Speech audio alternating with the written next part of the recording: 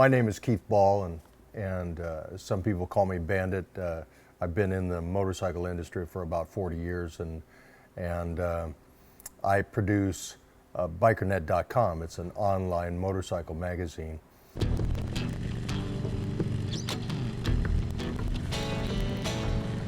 I used to edit Easy Riders magazine. I was with Paisano Publications off and on for 30 years, and when I left there, I decided I would retire and not do anything, write some books. I've been a biker since 1960, say 64. So this year, I was going to build a bike for my son.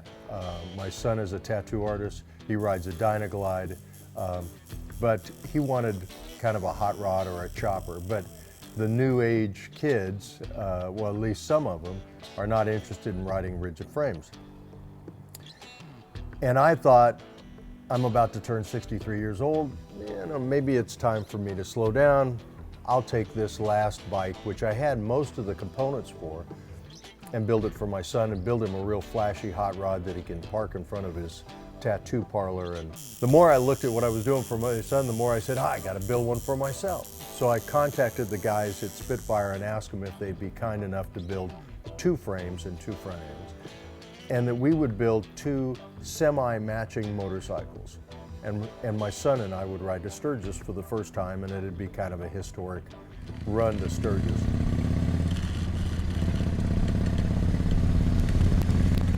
I try to come up with some kind of quirky configuration that makes an interesting story. Last year, I built a bike that we called the 5-Ball Factory Racer, and it was basically designed to be a bike from the 20s, but with all new components. The bike that's down there on the black lift is a 1926 pea shooter. You know, when you get into antique motorcycles, it's a whole different era, and it's a whole different configuration or platform for building something. You can't just go buy the product. You can't go research the product and go get it and you're done. You have to wait, and you have to search, and you have to hunt, and sometimes you have to wait a long time.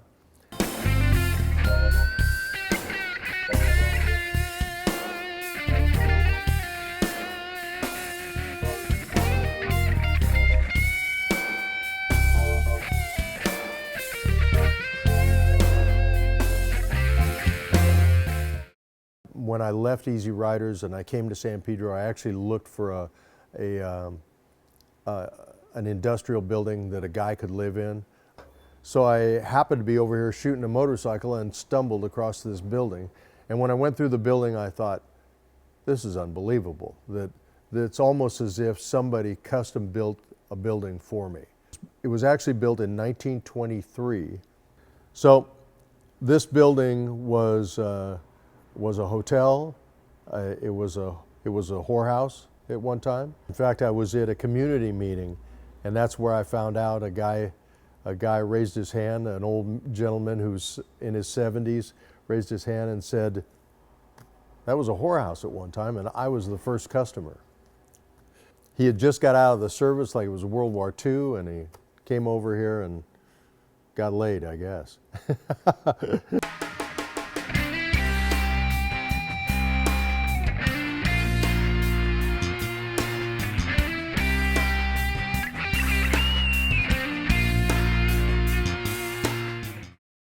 I've been married 5 times, and I feel like throughout all these changes in my life, I've always kept motorcycles as part of it. It's not as if I really collected things. I guess I did. When I moved to San Pedro, the house was full of motorcycle art. My girlfriend says, how the hell, where did all this stuff come from? We've almost got, this building is 10,000 square feet, it's almost full. You know, it's just a passion. I love it, I love creating things. I built my desk. I took knife training from a guy who was really knowledgeable, and I also worked with in martial arts with a guy who trained with Bruce Lee. You know, I've traveled around the world. I've got things that I collected from going around the world. It's not as if I have a lot of money and I can invest in collectibles, but it's usually something that's connected to me. You know, it's either a picture that I knew the artist and he painted it for me, or it's an object that came from an event that I was part of, or you know, something of that nature. There's a lot of times there's a story that goes along with each thing.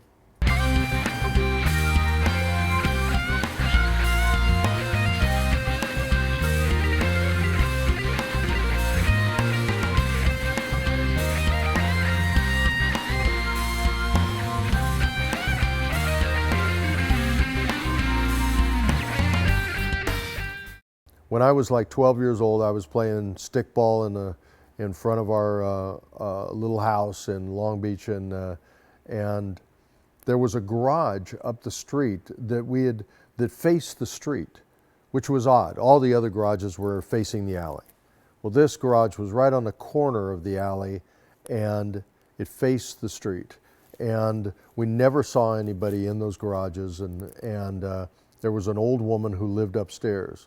Well, one day a guy showed up, and he must have been in his early 20s, or maybe he was still a teenager. I kind of doubt it. I think he was probably 21, 22 years old. He showed up and opened one of those garages. Well, we were all kids, so we kind of went around to peek in the garage to see what was in there. And he had a Triumph Bonneville in there that was customized, and it looked something like my Triumph. And so I actually had that bike built to be reminiscent of the first custom motorcycle I ever saw. He also had a Vincent in there that was stripped down, and he pulled the Vincent out, and he got us kids to push him down the street and start it, and he rode away on it. And it was, you know, that was like, it was like a locomotive, you know, when that thing fired up and it went down the street. Us kids were like, holy moly, what was that, you know?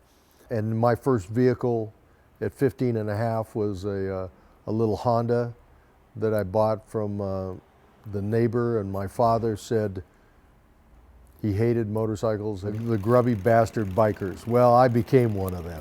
So when I bought my first motorcycle, he said he wouldn't have anything, he wouldn't stop me, but I had to pay for everything. He wouldn't help me out with any aspect of it. And then a few years later, while I was in the service, I bought my first Harley Davidson in 1969. It was a 1969 Sportster.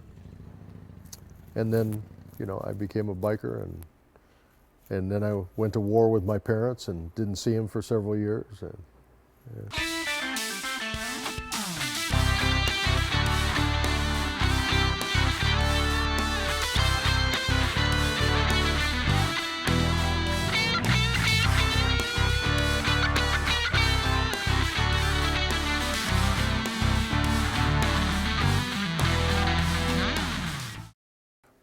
I love to build motorcycles, but I also love to take them for a ride.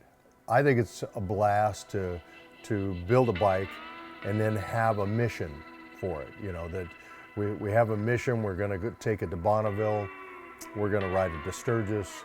And what we're thinking about building is a Frisco style FXR, and we're working with Spitfire to build us a couple of frames. So they'll be stretched to fit me, and my son is a little over 6 feet. They'll be stretched about 4 or 5 inches in the down tubes, but we're gonna Frisco them, and that means we're not gonna make them long, stretched out looking motorcycles, but we're gonna make them about a 31, 32, 33 degree rake. Spitfire is making girder front ends. So all this to the guy who's really knows about Harley configurations begins to sound like a pretty quirky configuration. But we're gonna stretch it, then we're gonna make them single loop frames, and then we're gonna put girders on the front ends of these things.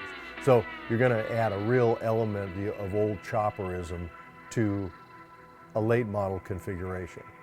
Hopefully we'll have the styling and the bitchin' look of a chopper, and yet we'll still have will still have late model configuration, handling, and all those elements.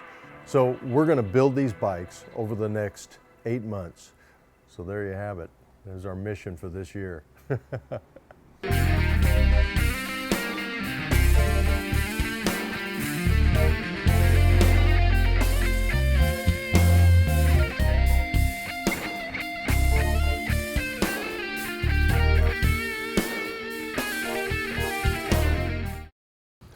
Yeah, I'm here to see Paul Cavello at Spitfire. I finally got the concept drawing together, and now we get to look at what's going on with the frame.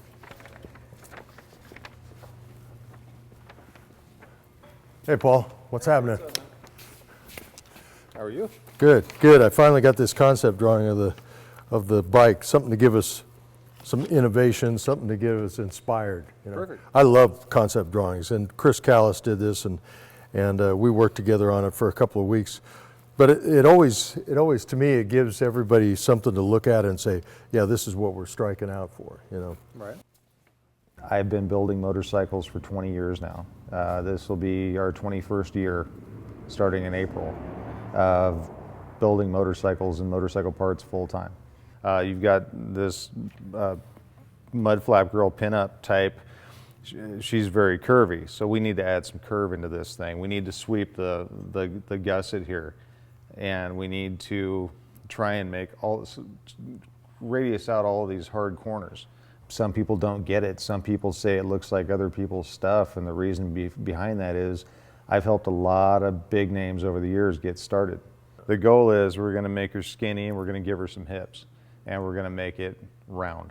Yeah. At Spitfire Motorcycles, we build bikes from the ground up, and that's not ordering parts from other manufacturers. We build everything. We build the frame, the wheels, the brakes, the sheet metal. Everything that gives a bike its own soul, we build here in-house. I'm pretty fired up about getting these bikes done for Keith and Frank. Keith's been a major influence in my life for years, dating back to when I first got into motorcycles and had no idea, you know, who he was personally. I hadn't met him, obviously.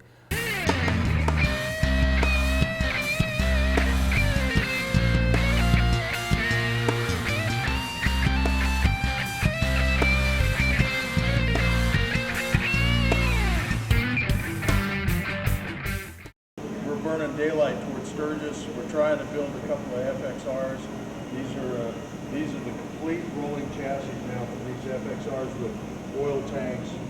Tanks are mounted and set up. They're FXRs, so they're rubber mounted bikes, so they're for long distance riding, but they're built a little tall for us tall guys. And these are Spitfire. Beautiful Spitfire girder front ends that we're going to be running. This is always an adventure. It's going to be a blast.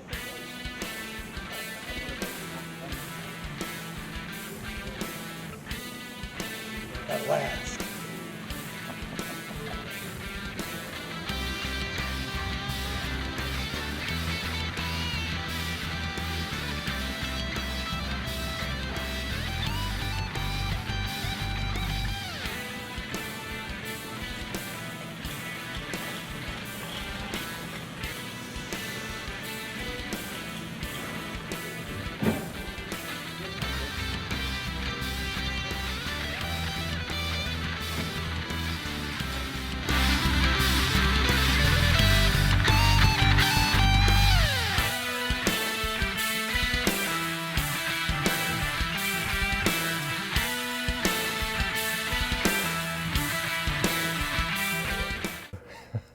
I joke that this is the year of waiting. I feel like I'm waiting for everything. I'm actually, I wrote a book about a guy who was a president of a 1%er club he was the international president for 26 years.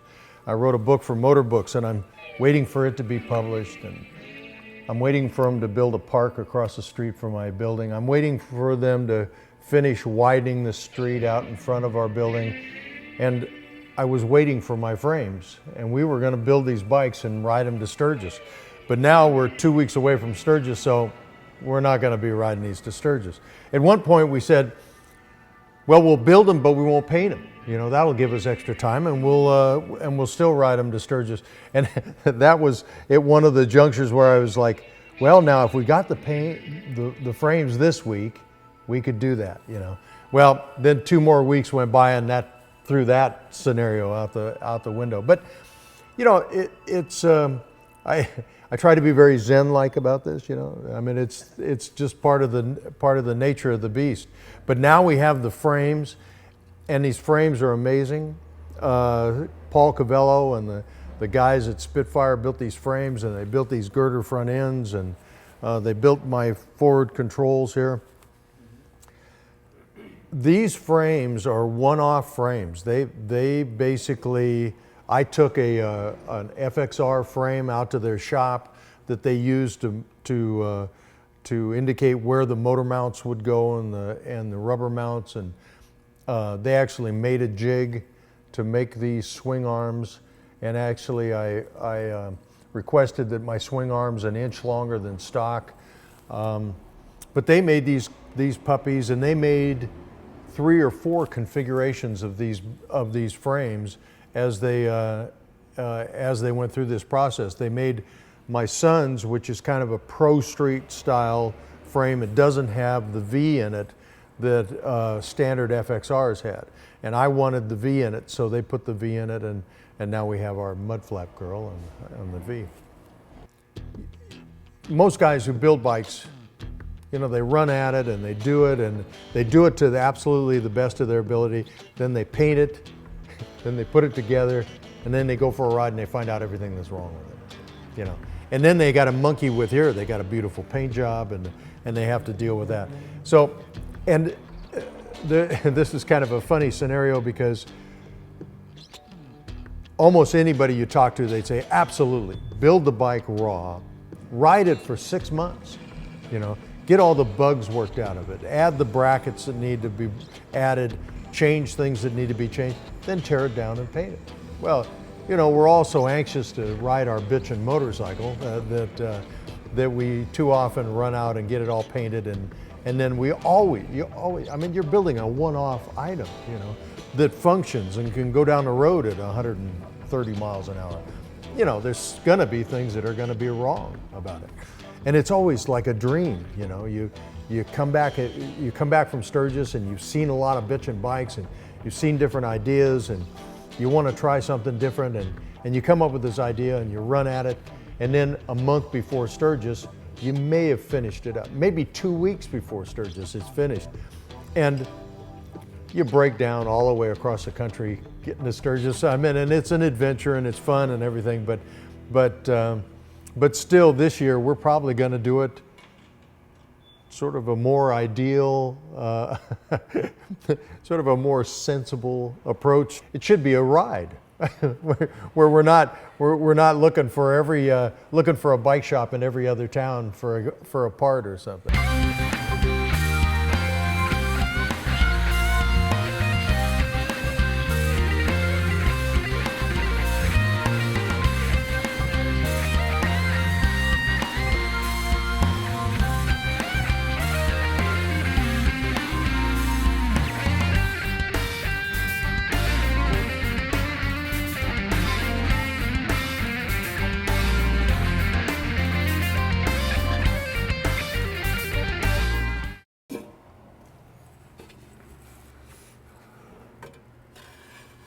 See, as you can see, that puppy is just real tight in there. And we can get it in there, but we almost have to pound on it to get it in there. So hopefully we can open these up a little bit, and that's gonna save the day as far as that concerned. I worked for Easy Riders magazine off and on for 30 years, and for a long period of time I was the editor of that magazine, and which gave me the opportunity to meet a lot of builders, and it gave me the opportunity to help builders get started in the industry. And you know, it's funny, I never really thought about it from like the hard business standpoint. I always thought about it from almost a purely artistic standpoint, or my love of motorcycles, if I fell in love with a motorcycle and I wanted to feature it, and I would reach out to the builder and say, would you like to have your bike featured in Easy Riders? I wasn't thinking about his future in the business. I was thinking about this motorcycle and sharing it with our readers, and whatever came of that was, hey, that's wonderful. But I never thought about it from the standpoint of, oh, I'm really going to do this guy a lot of good. It was just a bitchin' motorcycle, and it deserved to be featured. So anyway, one of the guys I met, and I met many guys over the years, was Russell Mitchell. And Russell had an interesting take with motorcycles. He built motorcycles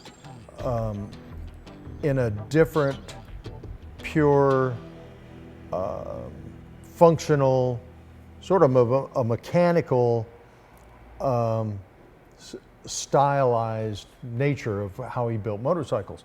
And it's not that it was so unique, but the way Russell did it was unique. I meant that a lot of guys built bare bones motorcycles. A lot of guys built all flat back motorcycles. But Russell took it to a higher level. I mean, the guy really knew how to build a bike that was functional, that would last, was tough, and still had an element of kind of a natural, pure motorcycle mechanic style to it.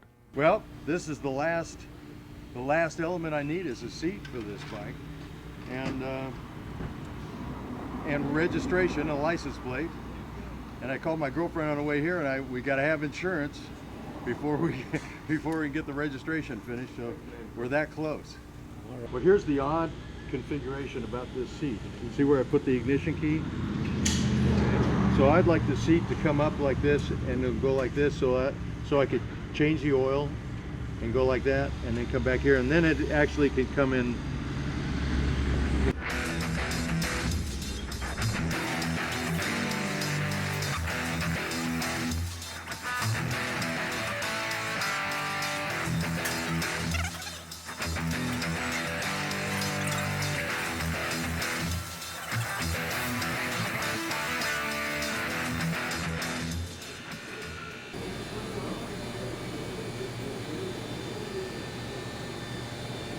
I had to take my keys.